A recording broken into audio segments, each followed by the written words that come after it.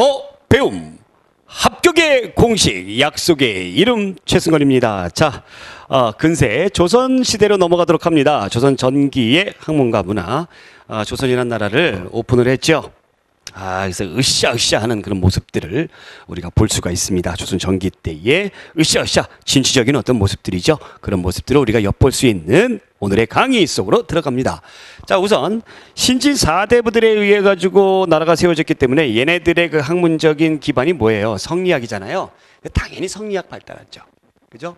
성리학이 뭐라는 걸 제가 말씀 안 드려도 될 것 같고, 약간 복습의 의미로 인간의 심성과 우주의 원리를 밝힌다. 그래서 성리학. 송나라 때 주의가 만들었다 해서 주자학. 그죠? 고려 말에 안양이 도입을 했고요. 충렬왕 때. 그 다음에 신진사대부들의 학문적 바탕이 되었다. 그래서 불교 등 다른 사상을 배격하는 조선 왕조의 통치 이념. 그래서 조선은 숭류 억불 정책을 기본의 학문적인 방향으로 삼았죠. 자, 성리학 윤리의 보급에 대해서 우선 16세기 때에 성리학 윤리의 보급은 사림이 굉장히 앞장섰어요. 우리가 사림하고 비교를 할 수 있는 이제 누가 있습니까? 훈구 세력들이 있죠. 얘들이나 똑같은 신진사대부인데 고려 왕조를 개창하는 거에 따라 가지고 온건파와 그 다음에 급진파로 나눠지게 되잖아요. 근데 이제 이 급진파 신진사대부들의 후예가 이제 훈구 세력이 되는 거잖아요. 그렇죠? 그러니까 얘네들이 고려 왕조를 만들었어요. 조선 왕조를 만들었어요. 그럼 처음에 나라 만들었으니까 이것도 필요하고 저것도 필요하고 이것도 해야 되고 저것도 해야 되겠고 바쁩니다. 그러다 보니까 성리학 말고도 다른 학문들을 막 수용을 많이 했어요. 그래서 15세기 때는 굉장히 여러 가지 다양한 분야가 발달하게 되는 겁니다. 예. 왜 그런지는 제가 이제 설명드렸으니까 이제 아시겠죠. 근데 16세기 들어오면서 사림이 중앙에 진출하게 되면서 얘네들은 태생부터가 이제 속이 뒤틀려 있는 애들이잖아요. 그죠? 고려 왕조 유지를 걔네들은 바랬는데 이 조선이라는 나라가 세워져 버렸으니까 뒤틀려 있는 애들이에요. 그러다 보니까 얘네들을 미운 거예요. 훈구 세력을 미운 거예요. 그러니까 얘네들은 그냥 외고수적으로 어떻게 해요? 성리학만 좋아하는 겁니다. 그래서 배타적이에요. 성리학 이외에는 다 배타적이에요. 원래 신진사대부 성리학 공부하는 애들이 다 이렇게 좀 약간 배타적인 면이 있습니다만 그때 상황에 따라 다르다는 얘기예요. 15세기 때는 수용적으로 포용적으로 받아들였고 국가의 기틀을 마련하기 위해서. 근데 16세기 때 얘네들은 뒤틀려 있는 애들이니까 배타적으로 갑니다. 배타적. 그래서 더 나아가서 성리학 윤리를 보급하는데 굉장히 많이 노력을 합니다.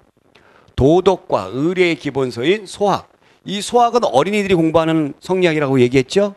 그 다음에 관혼상제, 그래서 관직에 나아가고 혼인하고 그 다음에 장례 치르고 제사 지내고 이런 예법을 정리한 주자가래. 집에서 하는 어떤 예법이죠. 이런 것들을 보급을 합니다. 그래서 이런 식으로 그대로 하거라라는 얘기입니다. 이런 식으로 그대로 하거라. 너네들도 이런 식으로 그대로 해. 유교식으로 해야 돼. 라는 거예요.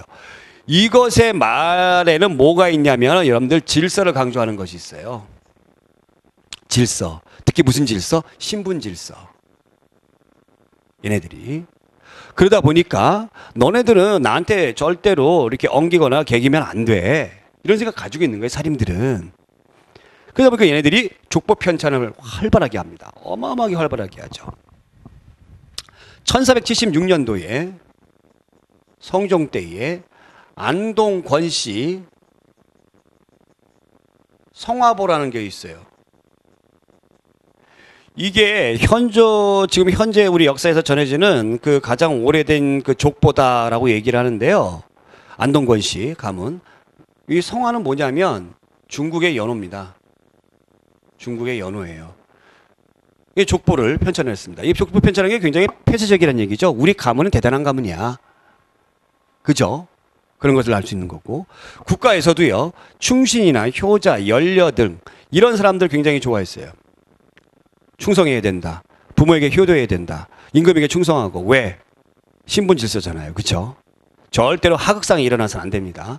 윗사람이 조금 찌질하고 이상한 실수하고 말을 잘못한다고 하더라도 따지고 이런 걸 용납을 못하는 그런 분위기입니다.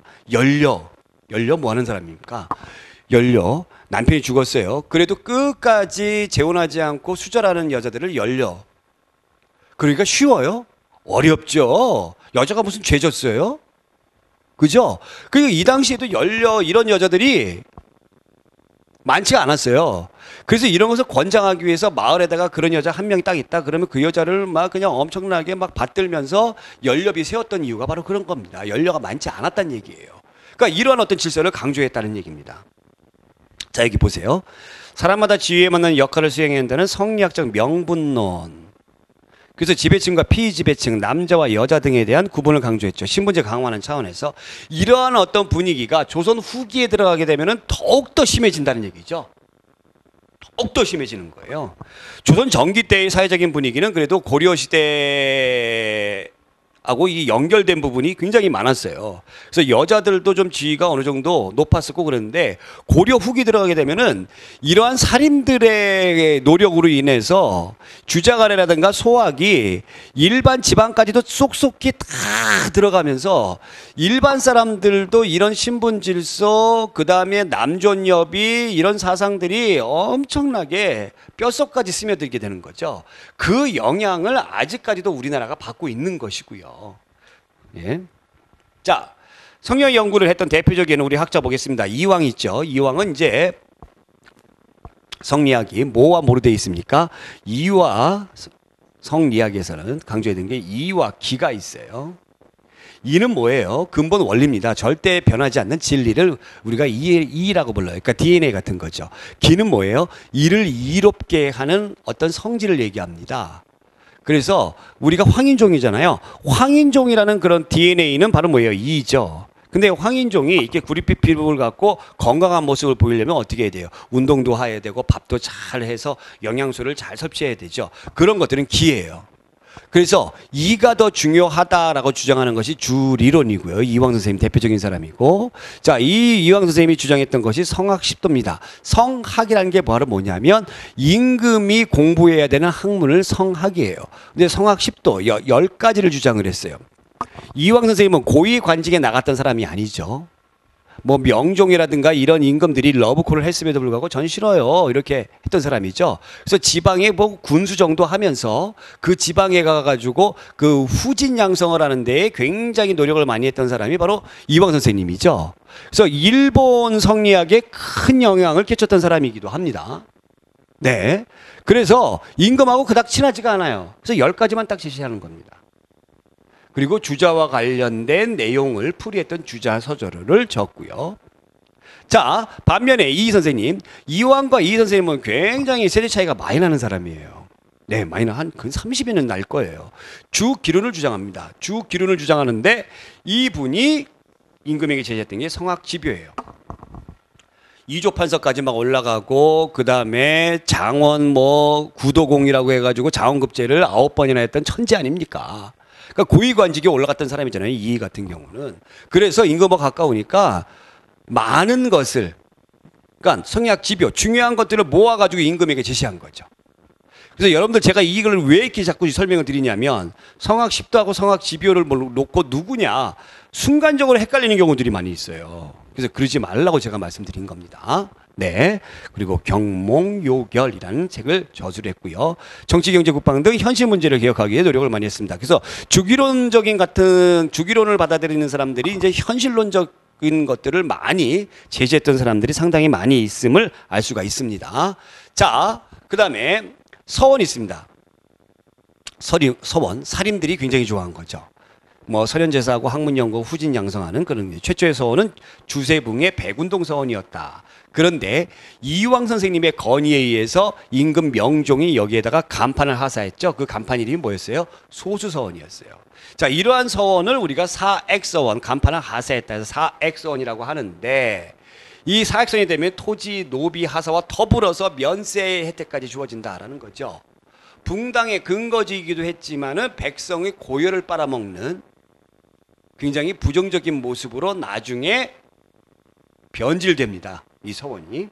자, 향해 볼게요. 또 살인들이 자기 지방, 이 사화를 통해서 계속 타격을 입으니까 자기 지방을 장악을 해야 되겠다. 그래서 자기 지방에 있는 농민들을 장악하기 위해서 향약을 보급했죠. 맨 처음에 향약은 누가?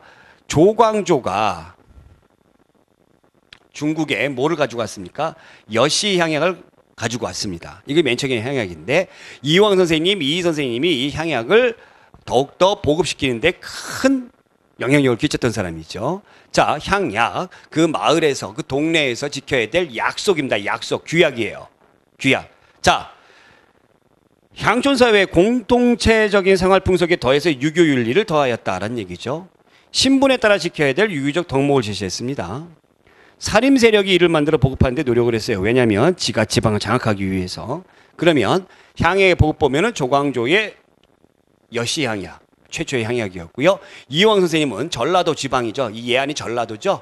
이황 선생님이 전라도에 가셨으니까, 전라도가 아니라 경상도에 가셨으니까. 그래서 경상도에서 후진 양성 많이 했잖아요. 도산서원을 또 이제 거기에서 경상도에서 이 이황 선생님의 제자들이 또 지어줬고요. 이 선생님은 아무래도 수도 고위관직을 했으니까 수도와 가까운 해주에 딱 해가지고 해주 향약 등 이런 것들을 만들어서 전국으로 확산시켰다라는 겁니다. 향약의 4대 덕목을 보게 되면 덕업상권, 좋은 일을 서로 권하자, 과실상규, 과실은 서로 꾸짖는다라는 얘기죠. 예숙상교, 좋은 풍습은 서로 나눈다, 환난상율, 어려운 일은 서로 돕는다. 여기에서 사림들이 굉장히 이 강조를 했던 것이 바로 과실상규하고요, 환난상율이에요. 어려운 일은 서로 돕는다.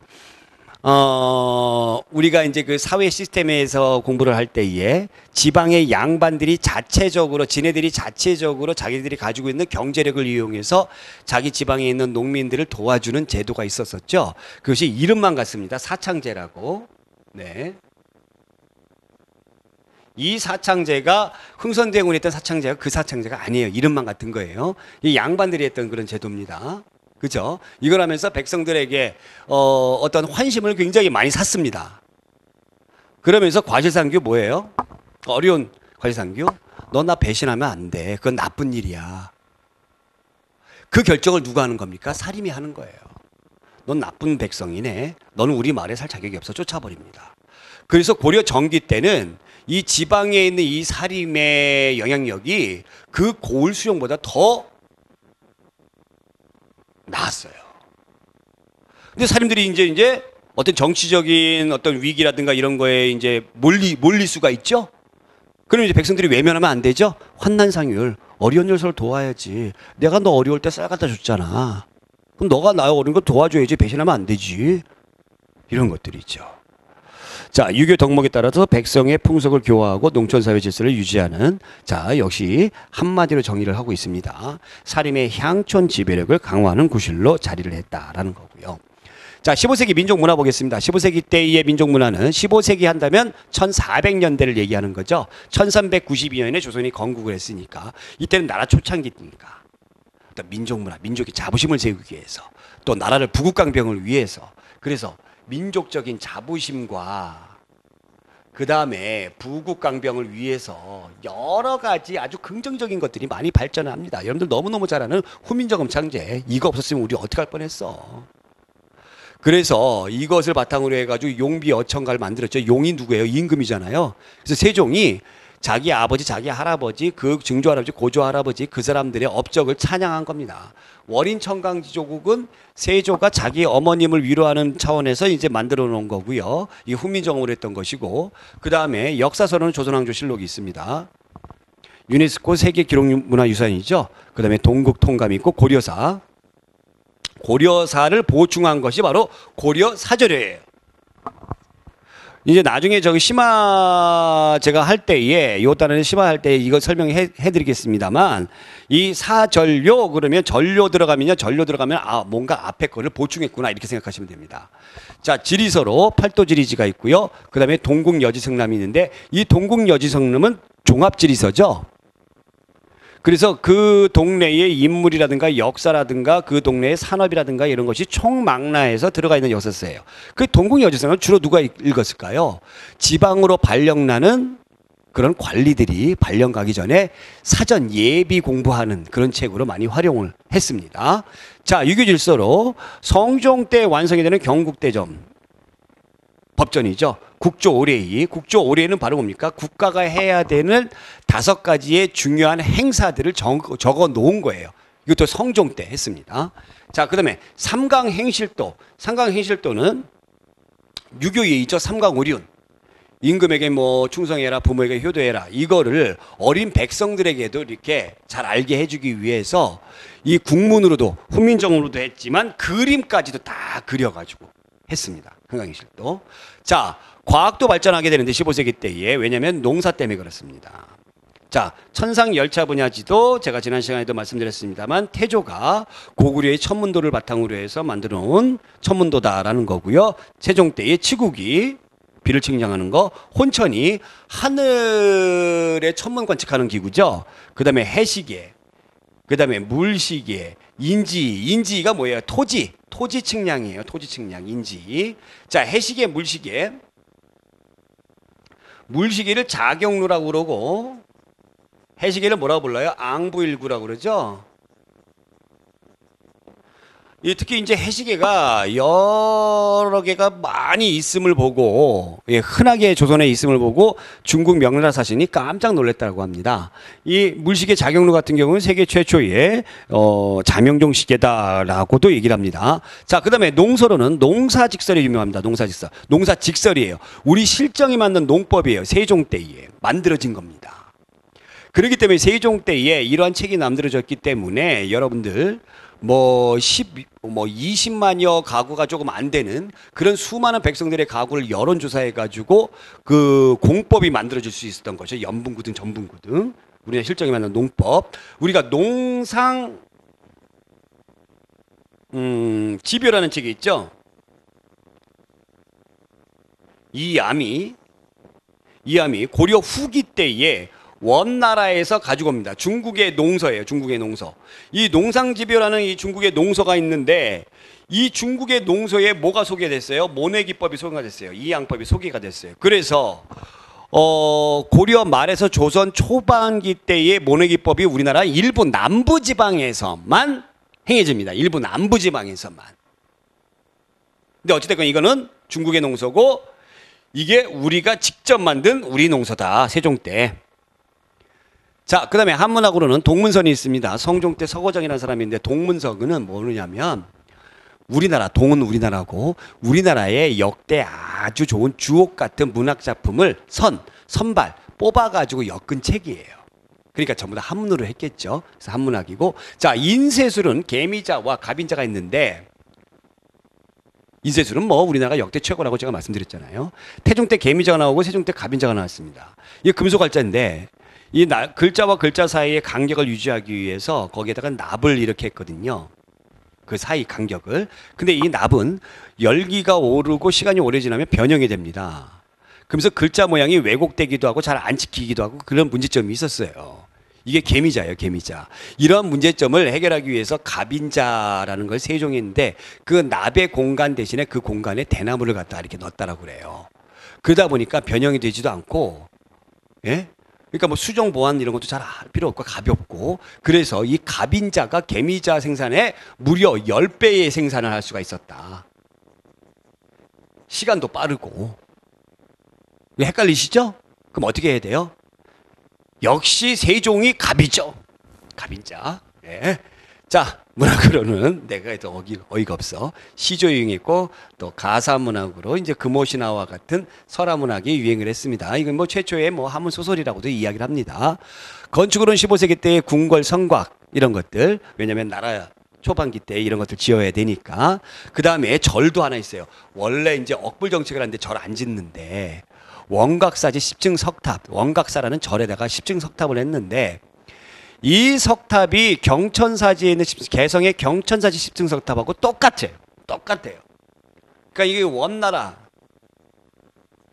원나라에서 유행했던 불교가 라마교가 우리나라에 들어오게 되면서 고려 말대에 경천사지 십증석탑이 있는데 이게 전부 다 대리석으로 만들어 놓은 화려한 그 탑이잖아요. 이것을 본따 가지고 원각사지 십증석탑이 만들어지는데 이걸 누가 만들었냐면 세조 때 만들어집니다. 세조 때. 자, 세조는 어린 조카를 죽이고 자기가 임금이 됐습니다. 그리고 수많은 신하들을 죽였어요. 그러다 보니까 지 아들도 죽고 이제 맨날 아파가지고 시름시름 거리고, 아 내가 죄를 받나 보다, 벌을 받나 보다. 그러다 보니까 상대적으로 이게 불교와 관련돼서 이 믿음, 신앙에 많이 의지를 하려고 했습니다. 세조 때는. 그래서 요것이 이제 세조 때 나왔다. 자, 그림. 진취적이고 낭만적으로 묘사를 했던 안견의 몽유도원도, 강희안의 고사관수도, 또 서해로는 안평대군의 서해가, 안평대군. 세종의 세 번째 아들이잖아요. 두 번째 아들이 수양대군이고요. 이게 유명한데, 이 사람들은 그 관청에 소속된 사람들입니다. 그래서 이 진취적으로 낭만적으로 표시를 했어요. 근데 안견의 몽유도원도 같은 경우는 몽유도원도, 도원은 파라다이스예요. 도원을, 무릉도원을 꿈속에서 거니는 그림이에요. 이 꿈을 누가 꿨냐면 안평대군이 꿨습니다. 그래서 당대 최고의 화가라고 하는 안견을 불러가지고 내가 이런 꿈을 꿨는데 생생하니까 내가 얘기를 해주니까 그림으로 그릴 수 있겠어. 그래서 내 그릴 수 있어요. 해가지고 탄생한 것이 바로 몽유도원도다. 강희안의 고사관수도는 볼관자입니다. 물을 보는 겁니다. 오래된 나무 아래서 이렇게 물을 바라보는 그림이에요. 네, 이것도 굉장히 몽환적이죠. 자, 여기 보시면 이제 훈민정음 언해본이 있고요. 치국이, 그다음에 농사직설의 모습이고, 물식의 자경루라고 하죠. 해식의 앙부일구. 자, 그다음에 이것이 이제 경국대전이고요. 세조 때 시작을 해서 성종 때 완성이 됐던. 자, 15세기 조선의 예술을 한번 볼게요. 예술. 제가 요거 아까 제가 이제 설명해 드렸던 아까 회화는 이제 도화서, 화환을 중심으로 했고 반복되는 내용이지만 고사관수도, 그다음에 몽유도원도 이게 있었고, 그다음에 자기 볼게요. 도자기 같은 경우에는 여말 선초에 뭐가 유행했다라고 그랬죠? 분청사기. 지난번에 배웠잖아요. 그다음에 세종 때 음악. 악보인 정감보를 활용했습니다. 정감보, 이게 우물정자 해가지고요. 여기에다 이제 악보를 만들었다라고 하고, 궁중의 음악인 아악을, 이 아악은 우리가 고려시대 때 나왔잖아요. 이것을 체계적으로 정리했던 사람이 바로 박연입니다. 박연. 이것을 이제 종묘에서 제사 지낼 때 종묘제례악으로 완성을 했던 거고, 성종 때 이런 궁중 음악을 그림으로 설명한 악화개범이라는 이 음악 악보 책이 나오게 되는데 이거를 성현이라는 사람이 편찬을 했다라는 겁니다. 자, 이것이 이제 몽유도원도입니다. 몽유도원도. 와, 이거 굉장히, 와, 야, 이런 그림 어떻게 그릴 수 있을까? 자, 16세기 들어가 보겠습니다. 16세기 때의 문화의 주도권을 했던 사람들은 여기 나와 있는 사림이죠. 사림. 네, 이해가 되실 겁니다. 그래서 15세기에 비해서 다양하고 실용적인 면은 떨어진다는 얘기입니다. 역사 볼게요. 사림들은 중국 좋아하는 애들이니까 존화주의 영향으로 인해서 단군보다 누굴 더 중요합니까? 기자를 중요합니다. 그래서 우리는 기자의 후손이야. 박상의 동국사략이 나오는데 이 동국사략이 여러분들 아까 제가 이 여러 가지 면을 설명을 해드리면서 16세기 들어오게 되면 사림들의 영향, 그래서 폐쇄적이고 약간 사대적인 그런 면이 많다고 그랬잖아요. 특히 또 이제 이 사략을 지었던 걸 우리가 앞에서 이제 배웠던 거를 기억을 해줘야 돼요. 고려 시대 때의 이재현의 사략이 있었죠. 이게 성리학적 사관으로 이제 만들어졌다라고 얘기했잖아요. 근데 그걸 완성을 못했다고 했죠. 통사로 해가지고 그거를 이제 다시 보충해서 완성을 했던 것이 이제 바로 동국사략이고요. 이의 기자실기. 아, 우리가 훌륭하게 생각하는 이 선생님이 기자에 대한 역사를 저술했습니다. 자, 문학으로는 시조와 가사가 유행했고요. 특히 이제 신사임당, 헌안사람과 같은 여류 작가들이 등장을 했다. 건축은 당연히 서원이겠죠. 서원. 그다음에 도자기 보겠습니다. 도자기는 백자가 유행해요. 왜 흰백색의 백자가 유행했을까요? 사림들이 자기네를 닮은 고귀한 인품이다 해가지고 백자. 웃기고들 있어. 그쵸? 그 다음에 역시 마찬가지로 사림들이 사군자, 매란 국죽, 매화, 그 다음에 난, 그 다음에 국화, 그 다음에 대나무. 자기들을 닮았다 해가지고 웃기들이 있어. 그 다음에 서해로는 아주 유명한 한석봉, 한호가 있죠. 이 한호를 키워준 사람이 바로 이제 한석봉의 이 떡을 쓰는 그 어머니 그 일화가 있지 않습니까? 그러니까 공부하기 굉장히 싫어했던 사람이에요. 그래서 이 과거도 합격을 못했고요. 글씨를 워낙 잘 쓰니까 선조가 끼고 돌았을 뿐입니다. 그래서 아주 그저 뭐 가평에 이런 그 마을 그 고을 현령짜리 이런 것들 줬는데 그러니까 맨날 그냥 술 먹고 니나노거리고 놀다 보니까 이 마을 주민들이 못 살겠다. 탄원도 많이 있었고요. 글씨만 잘 썼던 그런 사람이다라는 겁니다. 자, 이것이 이제 서원의 모습이고 백운동 서원, 백운동이라고 딱 했는데 이제 임금이 이렇게 딱 명종이 글씨를 딱 자기가 지어줬죠. 소수서원, 이런 서원을 사액서원이라고 한다였습니다. 자, 이렇게 해서 조선 전기의 학문과 문화적인 어떤 모습 16세기까지 알아봤습니다. 다음 시간에 역시 이어서요 계속 또 재미있게 조선 후기의 학문과 문화에 대해서 알아보도록 하겠습니다. 오늘 여기까지 고맙습니다.